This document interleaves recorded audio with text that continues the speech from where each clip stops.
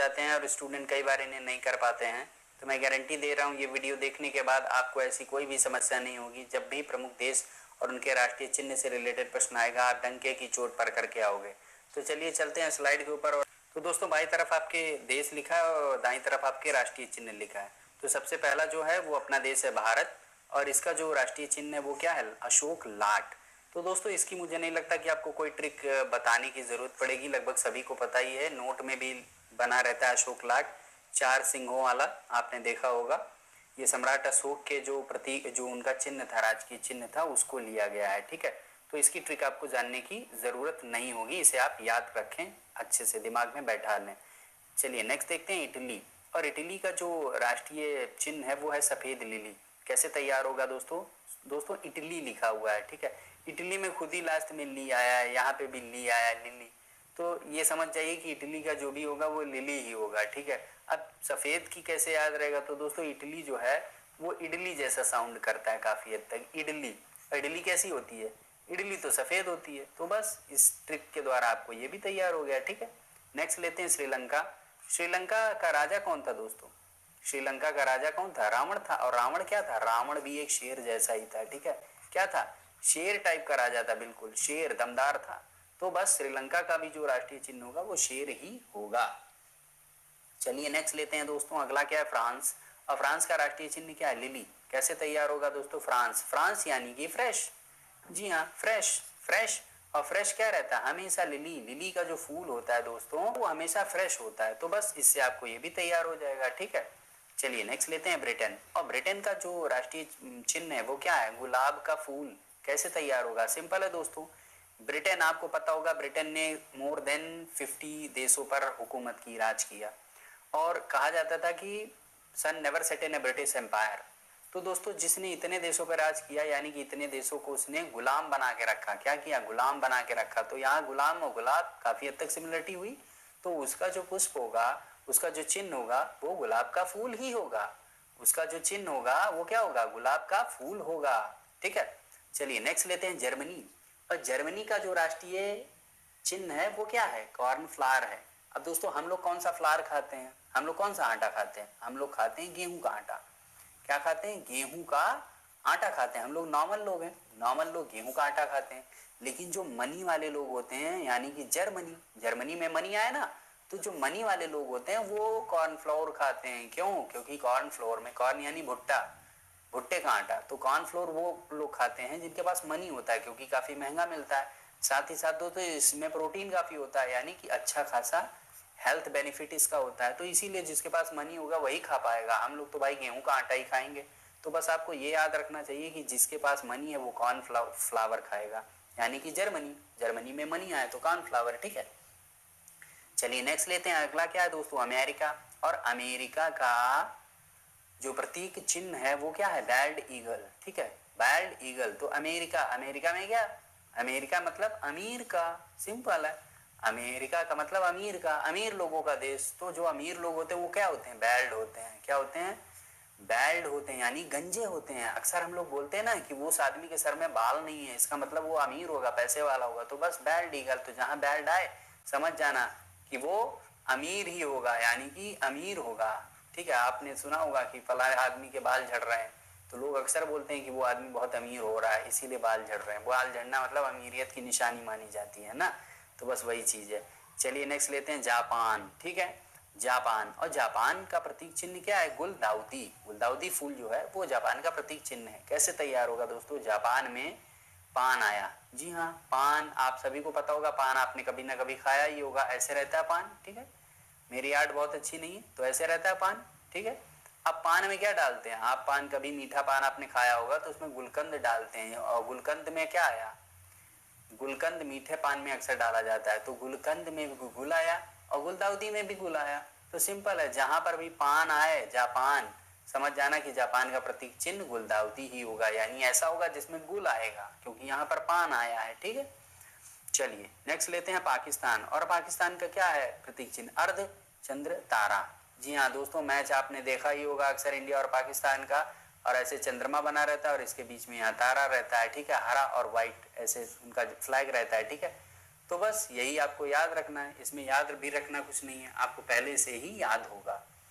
चलिए नेक्स्ट देखते हैं, अगला क्या है दोस्तों, न्यूजीलैंड, और इसका प्रतीक चिन्ह क्या है, कीवी है। तो इसमें क्या आपको तैयार करना है, इसमें भी आपको कुछ तैयार नहीं करना, क्योंकि अक्सर आपने सुना होगा न्यूजीलैंड क्रिकेट टीम को कीवी टीम बोला जाता है। ठीक है, क्या बोला जाता है, कीवी प्लेयर्स बोलते हैं। क्रिकेट अगर आप देखते होंगे थोड़ा सा भी तो आपको ये पता होगा। तो इस तरीके से दोस्तों न्यूजीलैंड से आपको कीवी याद रहेगा। चलिए नेक्स्ट लेते हैं दोस्तों, ऑस्ट्रेलिया, और ऑस्ट्रेलिया का भी कंगारू, इसमें भी आपको किसी ट्रिक की जरूरत नहीं होगी, क्योंकि बोला जाता है कंगारू प्लेयर ने झंडे गाड़ दिए जीत के। ठीक है, या कंगारू प्लेयर को हमने धूल चटा दी। ठीक है, कंगारुओं को हमने धूल चटा दी, ऐसे अक्सर आपने टीवी की लाइंस में देखा होगा, न्यूज़ में देखा होगा, अखबारों में देखा होगा। तो बस यही आपको करना होगा। नेक्स्ट लेते हैं दोस्तों कनाडा। अब कनाडा का जो प्रतीक चिन्ह है वो है मैपल की पत्ती। जी हाँ, मैपल एक प्लांट होता है, एक पौधा होता है, पेड़ होता है बड़ा सा बल्कि, और उसकी पत्ती। ठीक है, तो ये कनाडा का प्रतीक चिन्ह है। तो कैसे तैयार होगा दोस्तों, तो दोस्तों इसमें सिंपल है, मैपल से आपको मैप याद आ रहा होगा, मैपल से मैप याद आ रहा होगा। दोस्तों अक्सर लोगों को ये नहीं पता होता है कि मैप में कनाडा कहाँ पर है। जी हाँ, कई सारे देशों के बारे में आपको पता होगा, लेकिन आपको ये नहीं पता होगा कि कनाडा कहाँ पर है, किस जगह इसकी एग्जैक्ट लोकेशन है। बहुत सारे लोगों को नहीं पता रहता है। तो बस इसी तरीके से आपको ये तैयार हो जाएगा। बाकी इसके साथ साथ दोस्तों एक ट्रिक ये भी है कि अगर आप कनाडा का फ्लैग देखोगे, अगर इंटरनेट पर अगर आपने देखा होगा, तो एक ऐसी पत्ती बनी होगी। ठीक है, इस टाइप का एक पत्ती बनी होगी ऐसे करके। अगर आपने मोहब्बतें मूवी देखी होगी तो वो मैपल लीफ ही उसमें दिखाई गई है अक्सर, है ना, मैपल लीफ गिरते हुए दिखाई दी है। तो उसमें जो पत्ती दिखाई दी है वो मैपल की पत्ती ही है। तो वही कनाडा का चिन्ह भी है। चलिए नेक्स्ट लेते हैं दोस्तों, स्पेन। स्पेन का क्या है दोस्तों, ईगल। ईगल को चील भी बोला जाता है। ठीक है, तो स्पेन यानी कि पेन, स्पेन यानी कि पेन, पेन माने दर्द होना, तो दर्द होगा तो क्या करोगे, चिल्लाओगे, चील यानी कि चिल्लाओगे, तो यही हो गया ना चील। तो इस तरीके से आपको ये तैयार रहेगा। नेक्स्ट लेते हैं दोस्तों तुर्की, और इसका क्या है, चांद तारा। तो दोस्तों तुर्की यानी कि क्या है, इस्लामिक कंट्री है। तो इस्लामिक कंट्री जितने भी हैं दोस्तों उनमें जनरली चांद और तारा ही रहता है। ठीक है, तो इस तरीके से आपको ये भी तैयार रहेगा। नेक्स्ट ले लेते हैं दोस्तों रूस। ठीक है, रूस, और रूस का क्या है, ईगल दोस्तों सिंपल है, ईगल को हिंदी में क्या बोलते हैं, चील बोलते हैं ना, चील।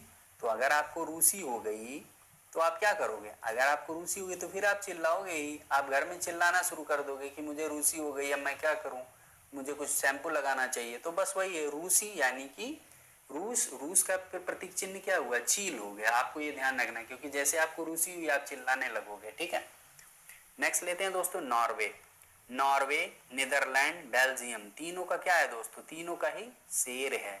ठीक है, तो कैसे तैयार होगा, देखो नॉर्वे से आपको क्या याद आ रहा है, नर्व दोस्तों, नर्व आपकी कब बिल्कुल फड़कने लगती है, जब आप शेर को अपने सामने देख लेते हैं। आपका जो नर्वस सिस्टम है वो काम नहीं करता है, नॉर्वे यानी कि नर्व। ठीक है, तो आपका नर्वस सिस्टम काम नहीं करता है कब, जब आप अपने सामने आंखों के सामने शेर देख लेते हो। तो बस इस तरीके से आपको पता रहेगा कि जब भी नॉर्वे के बारे में पूछा जाएगा कि नॉर्वे का प्रतीक चिन्ह क्या है, तो आपके दिमाग में तुरंत आएगा नॉर्वे यानी कि नर्वस सिस्टम। और ये कब नहीं काम करता, जब हम अपनी आंखों के सामने शेर देख लेते हैं। ऑप्शन में जब आएगा तो आप पक्का टिक करोगे। ठीक है, नेक्स्ट फिर क्या है, नीदरलैंड। ठीक है, और नीदरलैंड का प्रतीक चिन्ह क्या है, शेर ही। नीदरलैंड का भी प्रतीक चिन्ह शेर ही है। तो कैसे तैयार होगा, निडर यानी कि निडर। ठीक है, निडर कब होना चाहिए आदमी को, शेर भी आ जाए तब भी व्यक्ति जो निडर है वही तो बहादुर है। तो यानी कि निडर होकर रहो ताकि शेर भी आ जाए तो आपका कुछ बिगाड़ ना सके। ठीक है, नेक्स्ट लेते हैं बेल्जियम। अब बेल्जियम का प्रतीक जो चिन्ह है वो क्या है, वो भी क्या है, बेल्जियम का प्रतीक चिन्ह भी शेर ही है। तो कैसे तैयार होगा, बेल्जियम यानी कि म्यूजियम, बेल्जियम यानी कि म्यूजियम, काफी हद तक सिमिलर सा लग रहा है नाम। तो दोस्तों अब आने वाले समय में म्यूजियम में ही शेर रखे जाएंगे, जू में नहीं, क्योंकि शेरों की तादाद कम होती जा रही है, दिन प्रतिदिन शेरों की तादाद घटती जा रही है। तो एक तरीके से वो म्यूजियम में ही रखे जाएंगे, यानी कि बेल्जियम। म्यूजियम और बेल्जियम दोनों के नामों में सिमिलरिटी है। तो अगर आप ऑप्शन में देखोगे बेल्जियम तो आपको लगेगा कि ये म्यूजियम के नज़दीक है और आप टिक कर दोगे। ठीक है, चलिए दोस्तों नेक्स्ट देखते हैं, अगला क्या दोस्तों, ईरान। ठीक है, और इसका प्रतीक चिन्ह क्या है? गुलाब का फूल। कैसे तैयार होगा? सिंपल है दोस्तों, आपको याद होगा कि गुलाब का फूल एक देश का और भी था, वो था ब्रिटेन। किसका था?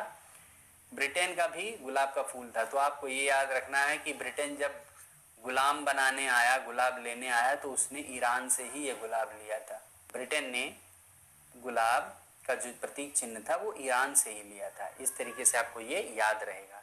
नेक्स्ट लेते हैं दोस्तों बांग्लादेश। और बांग्लादेश का जो राष्ट्रीय चिन्ह है वो क्या है? वाटर लिली है। कैसे तैयार होगा दोस्तों? Water lily. तो दोस्तों वाटर लिली को हम लोग क्या बोलते हैं हिंदी में? कुमुदनी। कुमुदनी बोलते हैं ना। आपने अक्सर गाँव में देखा होगा कि ये ठंड के समय में निकलता है, कमल जैसा कुछ कुछ दिखता है, वाटर लिली। ठीक है, तो सिंपल सी बात है दोस्तों, बांग्लादेश को क्या बोला जाता है? नदियों का देश बोला जाता है। किसका देश? नदियों का देश। क्योंकि दोस्तों यहाँ पर बहुत सारी नदियाँ हैं, पूरी हिमालयन रिवर्स यहाँ पर काफ़ी गिरती हैं और हमेशा पानी, बाढ़ की भी आशंका बनी रहती है। तो ऐसी जगहों पर ही तो वाटर लिली होगा। जहाँ पर हमेशा पानी रहेगा वहीं पर तो कुमुदनी खिलेगी। तो जाहिर सी बात है बांग्लादेश का जो प्रतीक चिन्ह होगा वो कुछ और ना होके बल्कि कुमुदनी ही होगा। ठीक है, तो इस तरीके से आपको ये भी तैयार हो जाएगा। दोस्तों इसके साथ साथ ये प्रश्न आप लोगों के लिए है कि विश्व में सबसे बड़ा महासागर कौन सा है? ऑप्शन आपके सामने है। ए अटलांटिक महासागर, बी प्रशांत महासागर, सी हिंद महासागर, डी दक्षिणी ध्रुवीय महासागर। तो जो राइट आंसर है वो आप हमें कमेंट सेक्शन में लिख